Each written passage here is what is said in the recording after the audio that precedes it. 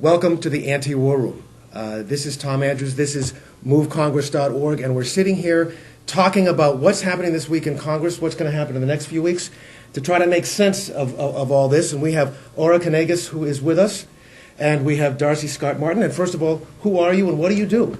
I'm Kanegis. I direct the Washington office of the American Friends Service Committee, which is a 90-year-old Quaker organization. And you interact with this Congress from time to time? Once in a while. Once in a while. We bring the experience and values of this organization that has regional offices around the country and around the world, and has seen very clearly that this is a situation where a military solution is not going to solve what we have in front of us. So you're the Washington link Yes. to the network. Yes.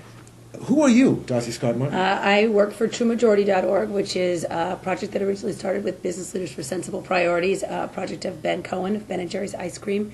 The list that I talk to around the country is over 500,000 at this point, and I bring the ideas and the beliefs of our folks around the country to their members here in Congress.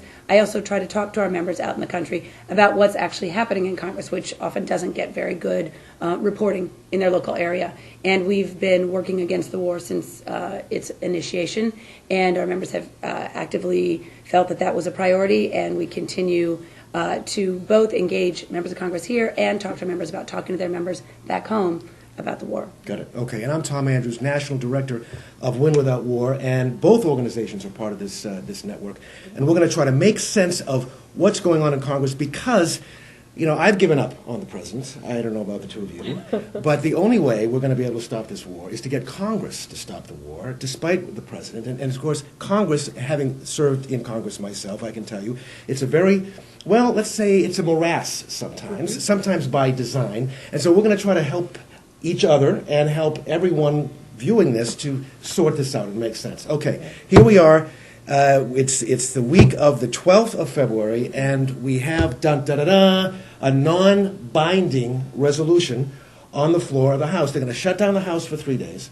They're going to give everyone 5 minutes to say something about Iraq. 2,175 minutes of speeches on the floor, followed by a non-binding resolution. What's going on here? Why can we not have something binding in Congress this week? I think we're in a period where Congress is finding its feet. There's a new political dynamic, and I think members of Congress are publicly making statements of concern about an escalation in Iraq, certainly, but even about the remaining military plan. Is there a strategy? Why are we there? But I think there's timidity about coming right out with a vote on withdrawal. And I think we've seen that if the question is stay and win or leave and lose, Congress gets very befuddled and gets paralyzed.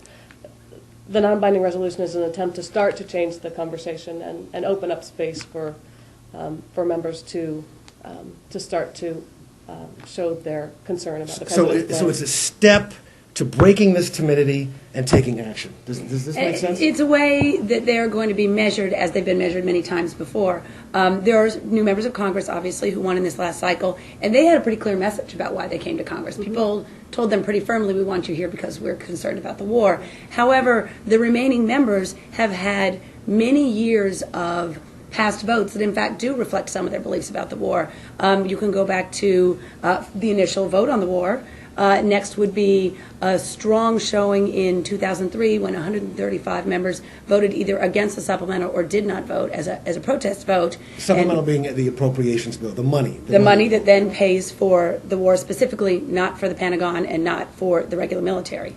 And with that in mind, this is another layering of an opportunity to talk about this. So there are members who have, all members have a long track record that you can go back and look at, but each vote is another opportunity to either continue to support the position they've always had or move in a new direction, which I think we're going to see more of. Okay, so they're going to go on record this week in one of two ways.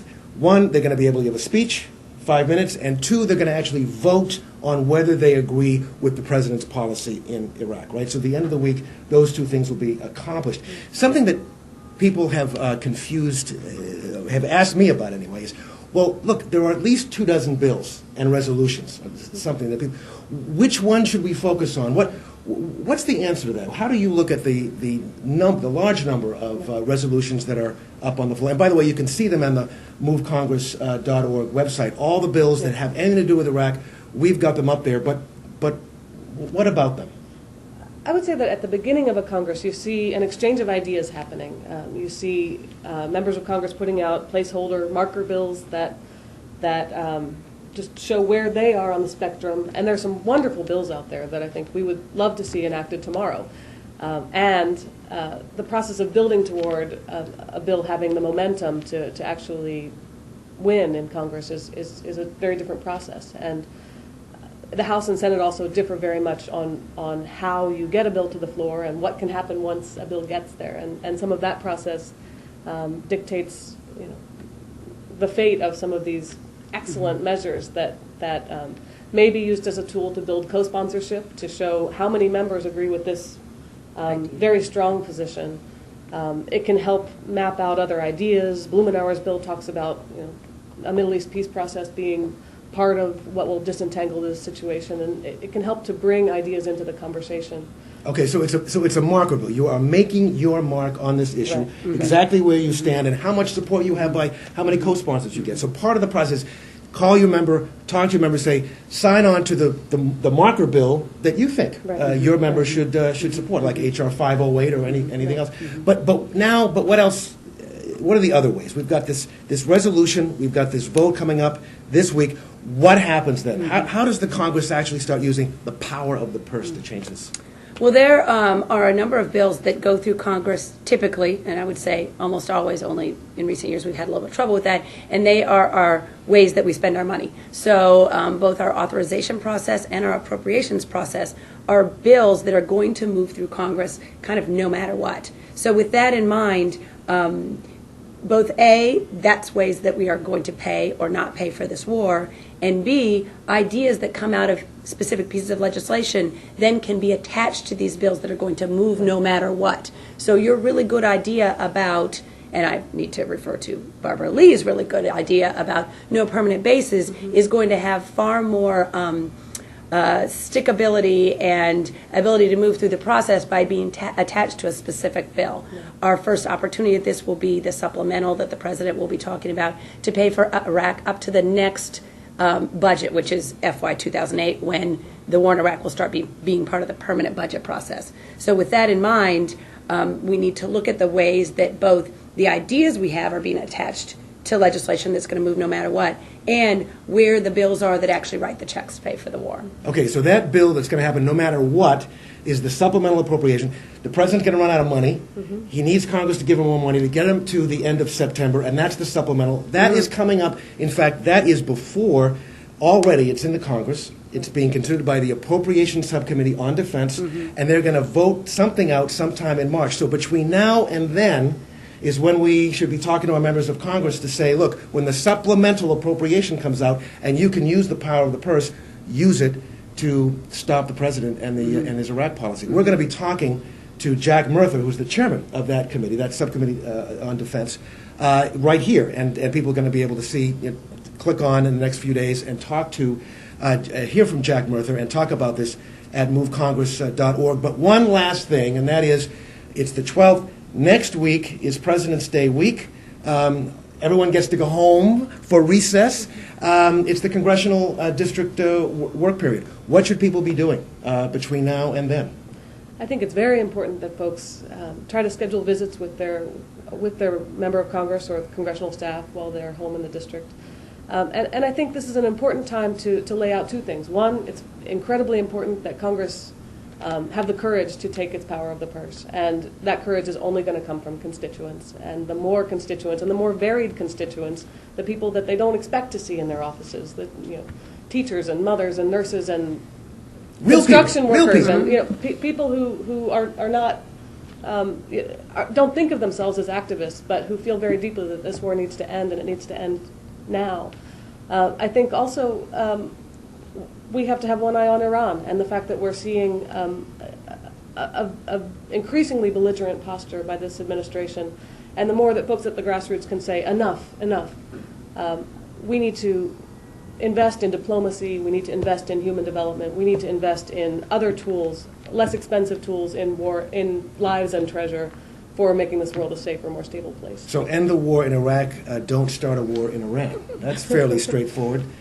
And remember that just because we work in Washington and talk to members of Congress all the time, that doesn't give us any more credibility than you have as a constituent, because you're actually the person, right, way less.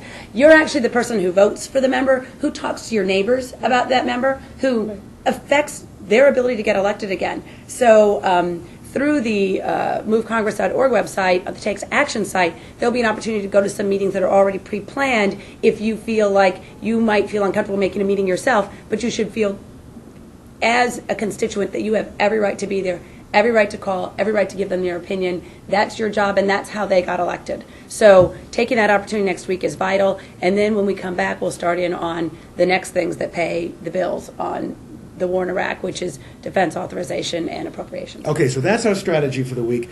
Sign up with your member of Congress. Say you'd like to come in and see him or her while he or she is home for the district work period on the week of February 19th, or go to movecongress.org, look at our Take Action site, and you can join another group that's already planning to go. And the message is out of Iraq, and my God, don't attack Iran. Okay, thanks very much. That's a wrap. And it's great to have the two of you here on the Anti-War Room. Thank you, Tom. Thank you so Laura, much. Thank you, Darcy.